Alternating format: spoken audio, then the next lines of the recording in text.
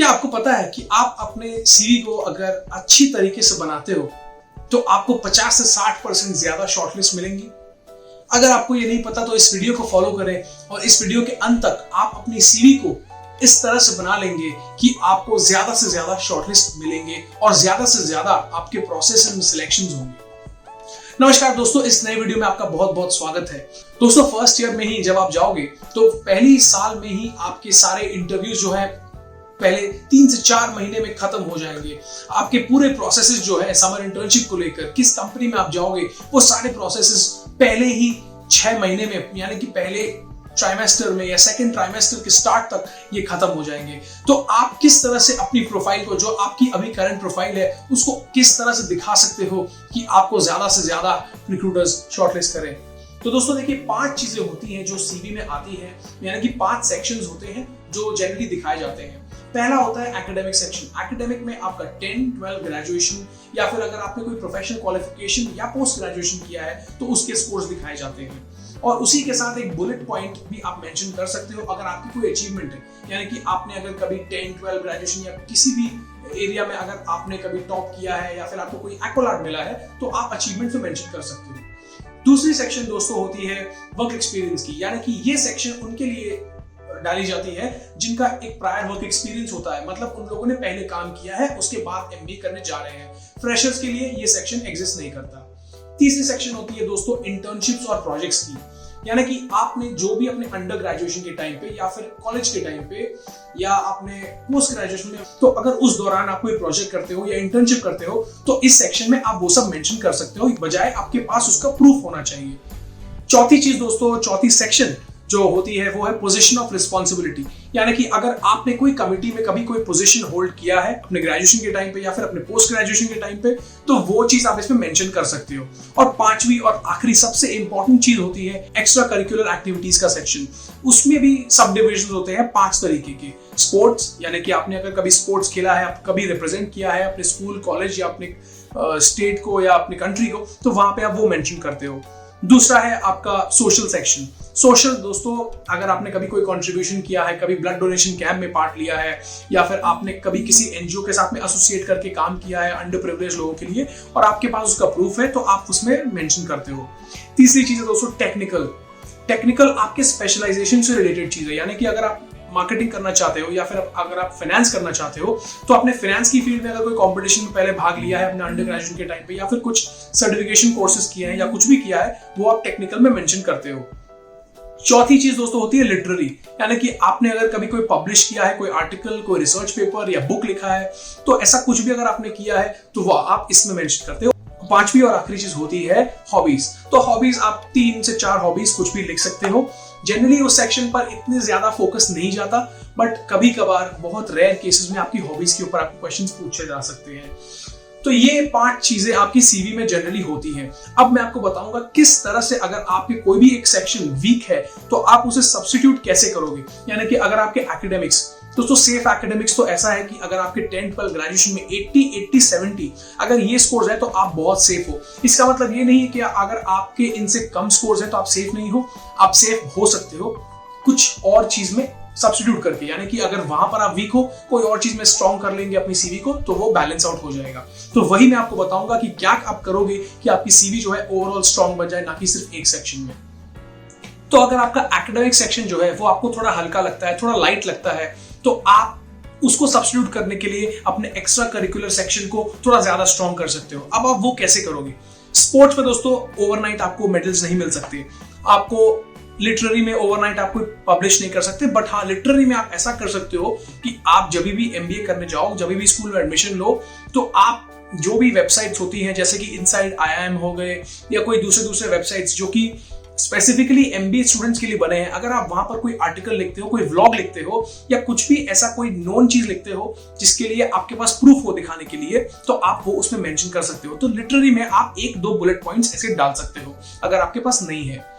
Social section में दोस्तों अगर आपने कभी भी कोई इवेंट में पार्टिसिपेट किया है, कोई क्लीन इवेंट में, ग्रीन क्लीन इवेंट में, या कभी भी अंडर प्रिविलेज को या किसी ओल्ड एज होम में जाके आपने सर्विस दिया तो आप वहां मेंशन कर सकते हो, उसके लिए आपको कोई प्रूफ नहीं मांगता।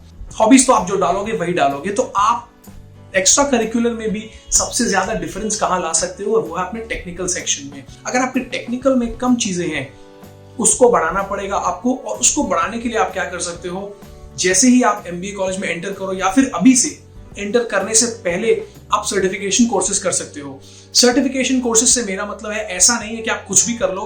आप अपने स्पेशलाइजेशन को पहले सोचो कि आप क्या करने के लिए जाना चाहते हो, किस स्पेशलाइजेशन पे आप ज्यादा फोकस करना चाहते हो। अगर आप मार्केटिंग पे करना चाहते हो तो डिजिटल मार्केटिंग, ब्रांड मार्केटिंग, इन सब की काफी सारे कोर्सेज अवेलेबल हैं, ऑनलाइन पर है और कोर्सेरा पर है और ऐसे काफी प्लेटफॉर्म्स है, HBS पे है। तो आप वहां से ये सर्टिफिकेशन कोर्सेज कर सकते हो और इस सेक्शन में मेंशन कर सकते हो। ये सेक्शन आपको ये बताता है कि आपकी जो टेक्निकल एक्सपर्टीज है एक स्पेशलाइजेशन को लेके वो कितनी है। तो अगर आप इसको ज्यादा से ज्यादा स्ट्रॉन्ग करोगे, अब ऐसा भी नहीं है कि आप बहुत ज्यादा कोर्सेज डाल देना, एक मिक्स डालना और अलग अलग प्रकार के कोर्सेज के लिए डालना। अगर आप एक ही कोर्स को 4 जगह से करके उसमें डाल दोगे तो उससे कोई फायदा नहीं होगा। तो आप ये मेंटेन करिएगा कि आपकी उस सेक्शन में बैलेंस हो, डिफरेंट चीजें आपने करी हो और वहां डाली हो। और एक और सेक्शन है जिसको आप स्ट्रॉन्ग कर सकते हो, वो है इंटर्नशिप्स और प्रोजेक्ट्स का सेक्शन। तो इंटर्नशिप्स दोस्तों आप 2 महीने में नहीं कर सकते। जब आप एमबीए करने जाते हो तो 2 से 3 महीने के बाद ही प्रोसेसेस शुरू हो जाते हैं समर इंटर्नशिप्स के। तो आप क्या करिए, अगर आप एंटर नहीं किए हो, आप अगर एंटर करने वाले हो तो अभी से आप खोज में लग जाइए कि आपको कभी कहीं से कोई इंटर्नशिप मिल जाए। और 1 से 1.5 महीने का भी इंटर्नशिप वर्क फ्रॉम होम भी आपको मिल गया तो आपके लिए बहुत अच्छा होगा। इंटर्नशिप्स के लिए आप दोस्तों लिंक्डइन पर अप्लाई कर सकते हो या फिर आप इंटर्नशाला पे अप्लाई कर सकते हो और डेयर टू कंप्लीट पर भी आप अप्लाई कर सकते हो। तो ये 3 जगहों से आप इंटर्नशिप ले सकते हो अगर कोई अवेलेबल हो तो। और इसी के साथ आप प्रोजेक्ट्स जो चीजें हैं, अगर आपने कोई अंडर ग्रेजुएशन के टाइम पे कोई प्रोजेक्ट किया है या फिर नहीं भी किया है तो अभी आप क्या कर सकते हो कि अभी से एक टॉपिक उठाइए अपने स्पेशलाइजेशन में से और उस पर एक बहुत अच्छा रिसर्च करिए। रिसर्च से मेरा मतलब है कि 20 से 25 पेजों का एक रिपोर्ट बनाइए और उस चीज को आप अपने सीवी में मेंशन कर सकते हो कि आपने इस टॉपिक पर रिसर्च किया है। उससे आपका कंटेंट जो है सीवी का वो स्ट्रांग होता है और आप इंटरव्यूअर कभी भी आपको उस पर क्वेश्चंस करेगा तो आप आराम से आंसर भी दे पाओगे और आपका सीवी भी जो है बैलेंस लगेगा। तो ये 2 सेक्शंस, एक्स्ट्रा करिकुलर और इंटर्नशिप प्रोजेक्ट्स, इस तरीके से आप अपने मॉडिफाई करके स्ट्रॉन्ग कर सकते हो। तीसरी चीज जो आप स्ट्रॉन्ग कर सकते हो वो है आपका पोजीशन ऑफ रिस्पॉन्सिबिलिटी वाला सेक्शन। दोस्तों अगर आपने कभी अंडर ग्रेजुएशन के टाइम पे कोई पोजीशन होल्ड नहीं किया है किसी भी कमिटी में तो आपको एमबीए में वो मौके मिलेंगे। मौके से मेरा मतलब है पहले 1 से 1.5 महीने में ये डिसीजन हो जाता है। काफी कमिटीज होती है कॉलेजेस में, तो सारे कमिटीज के प्रोसेसेस होते हैं, इंटरव्यू प्रोसेसेस होते हैं, जीडीज होती है, तो सब में एंटर करने के लिए आपको काफी कुछ करना पड़ेगा। तो वो पहले 1 से 1.5 महीने में हो जाएगा। तो अगर आप किसी भी कमिटी में चले जाते हो, कहीं भी अभी आपको एक पोजीशन ऑफ रिस्पॉन्सिबिलिटी मिल जाती है तो आप उसको मेंशन कर सकते हो। ये कमिटीज की प्रोसेसेस जल्दी करवाई इसीलिए ही जाती हैं ताकि आपको एक चीज मिले जो आप अपने सीवी में मेंशन कर सको। तो ये आप ध्यान रखें, किसी भी कॉलेज में आप जाएं तो इन प्रोसेसेस में जरूर बैठे और किसी न किसी कमिटी में आप जाने की कोशिश करें, एक एडमिशन लेने की कोशिश करें ताकि आपको जो है ये सेक्शन के लिए भी कुछ कंटेंट मिल जाए। तो वर्क एक्सपीरियंस दोस्तों आप उसको चेंज नहीं कर सकते अगर आपके पास नहीं है। और एक जनरल कॉमन क्वेश्चन आता है कि अगर आपके सीवी में वर्क एक्सपीरियंस नहीं है मगर आपने ग्रेजुएशन के बाद 1 साल का गैप लेके एमबीए करने गए हो या उससे ज्यादा गैप लेके गए हो तो आप किस तरह से उसको कवर अप करोगे। तो दोस्तों इसमें आप ये कर सकते हो कि आप अपने फैमिली बिजनेस को, यानी कि अगर आपके डैड के या फिर आपके कोई भी करीबी रिलेटिव के कोई भी बिजनेस है तो आप उनसे एक लेटर में लिखवा सकते हो कि आपने उनके साथ में वो काम किया है उनके बिजनेस में वो 1 साल के लिए और आप उसे सीवी में डाल सकते हो। इससे आपका जो गैप है वो कवर हो जाएगा और इंटरव्यूअर आपको कोई क्वेश्चन भी नहीं करेगा कि आपने गैप जो है वो क्यों लिया। आप फंसोगे नहीं इंटरव्यू में। अब जो है आपको थोड़ी मेहनत भी करनी पड़ेगी दोस्तों। आप जब भी ये चीज आपने मेंशन करोगे बिजनेस के बारे में तो आपको थोड़ी जानकारी अपने उस रिलेटिव से या फिर अपने डैड से, अपने पेरेंट्स से आपको वो जानकारी हासिल करनी पड़ेगी कि वो जो बिजनेस है उसके थोड़े बहुत आपको पहलू पता हो ताकि आप उसके बारे में अगर पूछा जाए तो आराम से जवाब दे सकते हो। तो थोड़ी आपको इस पे मेहनत करनी पड़ेगी। और एकेडमिक्स दोस्तों, आप पुरानी एकेडमिक्स को स्ट्रॉन्ग नहीं कर सकते।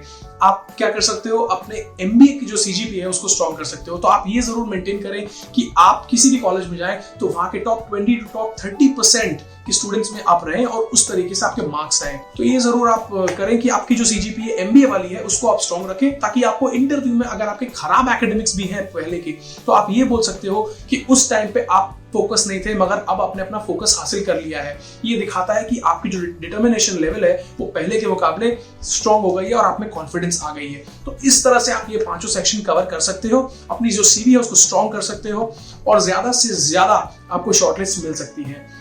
तो इस वीडियो में इतना ही दोस्तों। अगर आपको ये वीडियो पसंद आया हो तो प्लीज सब्सक्राइब करिएगा मेरे चैनल को और लाइक करिएगा वीडियो को।